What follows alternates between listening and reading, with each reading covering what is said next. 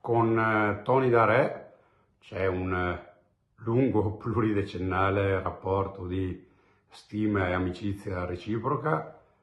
Ci sono stati anche dei momenti politici di percorsi diversi, ma l'importante appunto è il rapporto personale e la stima che si ha l'uno dell'altro. A poche ore dalla presentazione ufficiale della lista trevigiana di Forza Italia, l'arruolamento nelle file azzurre di Gian Antonio Darè prende sempre più consistenza e nel partito monta lo scontento.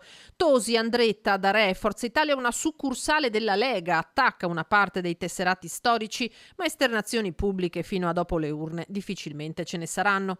Messo in panchina dalla Liga Veneta, l'ex sindaco di Vittorio Veneto ed ex europarlamentare, già segretario regionale del Carroccio, è dato per certo in corsa col partito di Tajani. Tosi non conferma, ma lo lascia intendere. C'è questo appunto dialogo positivo con lui in vista delle elezioni regionali e speriamo che possa avere un esito positivo, perché una figura capace, competente, esperta come quella di Tony è una figura che va bene a quella che è il corso di Forza Italia. Forza Italia è un partito appunto di amministratori con liste competitive, perché sono liste di amministratori, e quindi appunto sarebbe la figura ideale in questo momento di crescita costante, di affermazione costante di Forza Italia. I veri duelli delle regionali 2025 si giocano dunque all'interno degli schieramenti stessi e dei partiti che li compongono. Nella Lega, dove la contrapposizione è tra salviniani e non, si fanno già i conti, anzi gli acconti.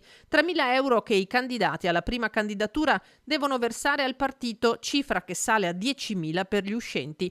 E in caso di elezione il saldo dovrà raggiungere i 20.000 euro totali. Quanto ai nomi, nei territori le scelte calate dall'alto, anche solo da Noventa Padovana, non comodano affatto. A Venezia Sebastiano Costalonga è rimasto al palo a favore del vice sindaco Andrea Tomaello. Lui dissimula, ma la delusione è palpabile. La mia disponibilità è sempre stata data in qualsiasi occasione. Io vado avanti, qualcuno voleva che io ritirassi la candidatura, cosa che era tutte cose false, non è vero. Era a disposizione del partito, il partito ha deciso di fare queste scelte e si va avanti, ci sarà qualcos'altro che mi aspetterà per il futuro. Il sospetto è che Costalonga abbia pagato la vicinanza al generale Vannacci, che per il suo team di comitati non esclude un ruolo politico, sebbene il federale e Salvini abbiano dettato tutt'altra linea. Sicuramente sulle discussioni legate all'Europa è un nostro interlocutore, perché è anche parlamentare europeo. Io lavoro con tutti, non ho nessun problema. L'importante è lavorare e trovare persone che hanno voglia di portare vantaggio alla nostra comunità. Si prende fino all'ultimo minuto disponibile per presentare le liste anche Fratelli